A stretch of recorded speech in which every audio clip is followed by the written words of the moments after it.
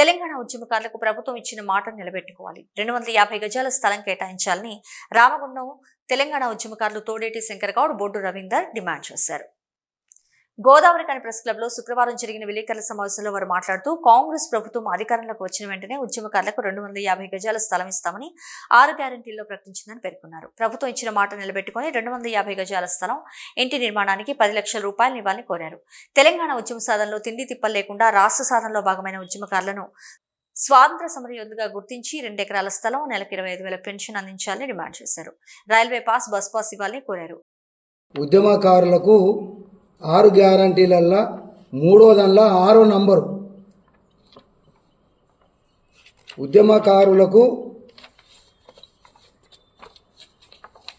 250 గదాల జాగా ఇస్తామని ఎన్నికల ముందు ఇప్పుడున్న ప్రభుత్వం ప్రకటించింది.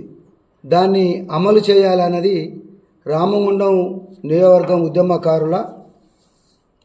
ఉద్యమకారులందరూ ఈరోజు 250 గజాల జాగా ఉద్యమకారులకు ప్రకటించాలనేది, మీరు ఇచ్చిన మాట ప్రకారంగా 250 గజాల జాగాను ఉద్యమకారులకు ప్రకటించాలి.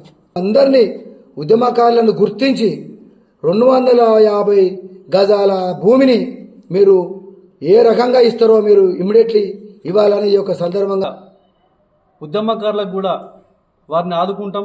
ఎందుకంటే తెలంగాణ రాష్ట్ర సాధనలో వారి పాత్ర అమోఘమైంది. వారికి వెలకట్టలేనటువంటి పోరాట పటిమ చూపించి రాష్ట్ర సాధన దిశలో అడుగులు వేసినటువంటి ఉద్యమకారుల త్యాగాలకు ఖచ్చితంగా గుర్తించాలని చెప్పి ఈ ప్రభుత్వం మేనిఫెస్టోలో కూడా 250 చదరపు గజాల స్థలాన్ని ఇస్తామని చెప్పడం జరిగింది.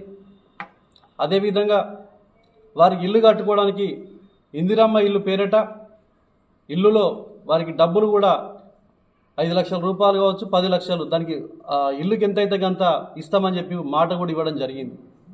కానీ ఇప్పుడు గెలిచిన తర్వాత 10 నెలల సమయం అయినా సరే ఇప్పటిదాకా కూడా ఉద్యమకారుల కోసము ఈ 250 చదరపు గజాల స్థలం విషయంలో కానీ, ఇంకా వారు ఇచ్చినటువంటి వాగ్దానాల విషయంలో కానీ, ఉద్యమకారుల సంక్షేమం విషయంలో కానీ ఎక్కడ కూడా ఎలాంటి చర్యలు తీసుకున్నటువంటి దాఖలాలు కనబడతలేవు. దయచేసి ఇప్పటికైనా ప్రభుత్వాన్ని మేము విజ్ఞప్తి చేసేది ఏంటంటే, మీరు మేనిఫెస్టోలో పెట్టడం హర్షణీయం అయినప్పటికీ మరొకసారి వారికి ఉద్యమకారులకు పెన్షన్ సౌకర్యాన్ని కల్పించాలి. తర్వాత రైల్వేలలో కానీ బస్సులలో కానీ వారికి ఉచిత ప్రయాణం దిశగా పాసులను అందించాలి. ఈ విలేకరుల సమావేశంలో రామగుండం ఉద్యమకారులు సింహాచలం, రత్నాకర్, నూతి తిరుపతి, జక్కుల తిరుపతి తదితరులు పాల్గొన్నారు.